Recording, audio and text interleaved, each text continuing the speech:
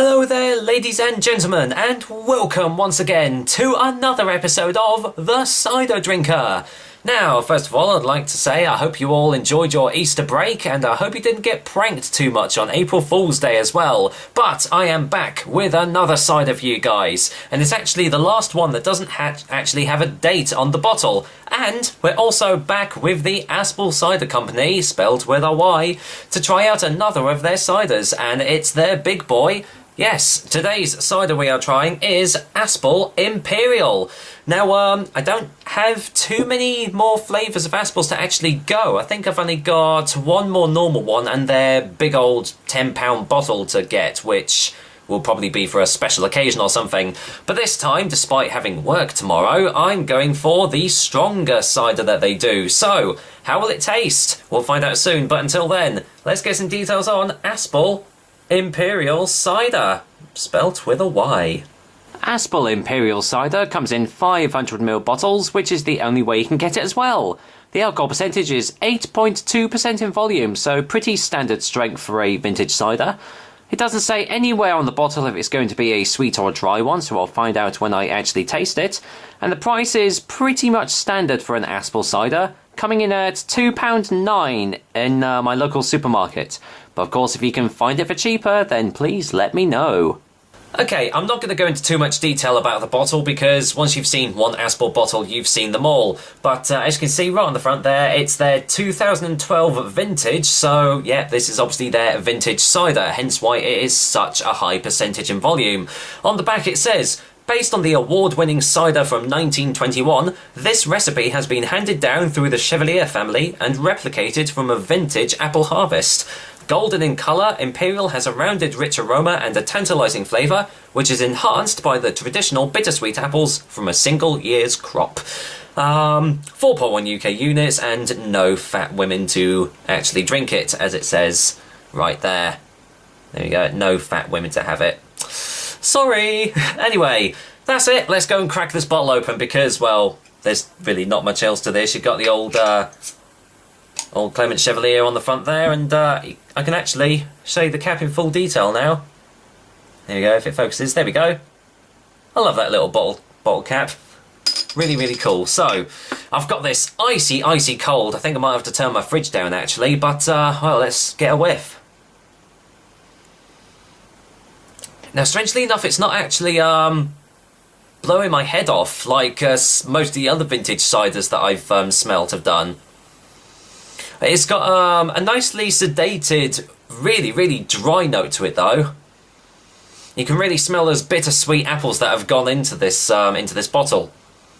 But yeah, it's definitely not overpowering. I mean, it's 8.2%, so we're not talking a low percentage here. So, will it smell better in the glass? Let's find out, shall we?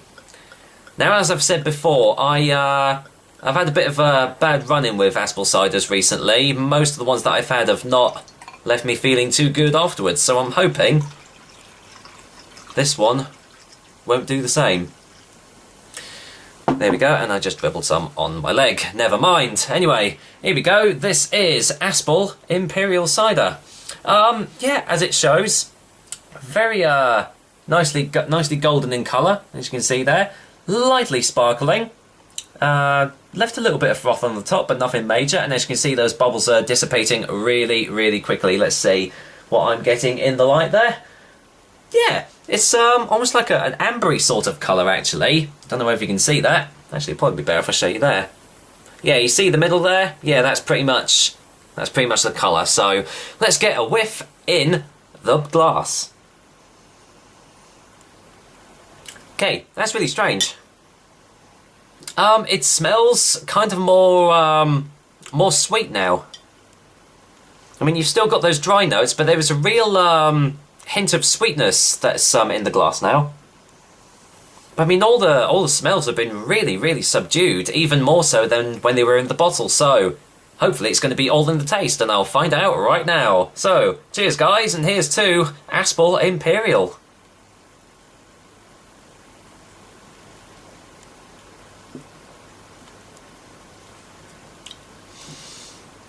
Well, wow, that is really, really oaky.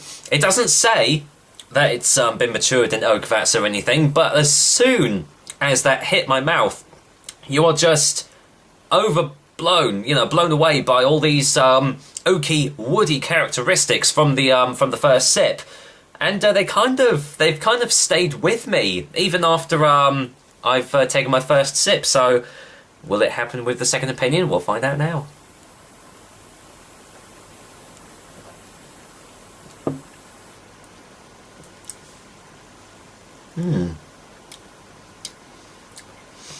I quite like that. It's sort of a different taste than most of the other vintage ciders I've had, because they've been really, really like hitting you with the dryness and the woody characteristics. But yeah, like with the smells, all the tastes are really subdued. But strangely enough, I'm getting a hint of caramel in with this, like the Cadbury sort of caramel that you get, and even a hint of orange as well. I don't know what sort of orange, but a nice fresh orange as well. Let's get another sip. I'm quite intrigued at this one.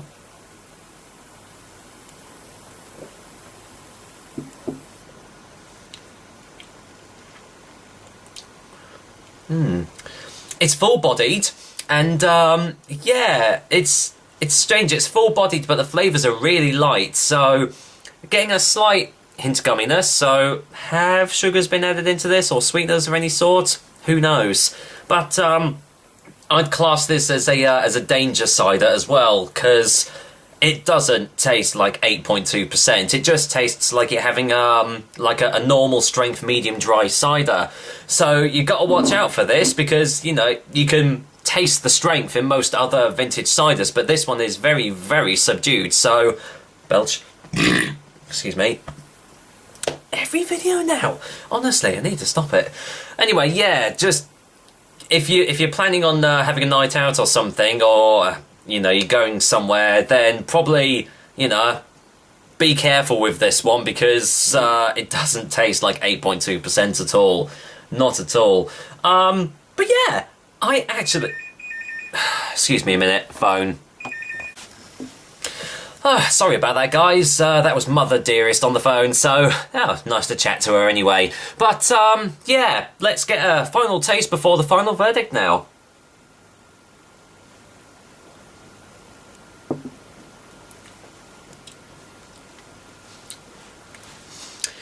Yeah, now that it's warmed up a little bit as well, you're starting to get like a really smoky characteristic. That's kind of prevailing against all the other flavours that that are coming out of this glass. But again, still very, very light.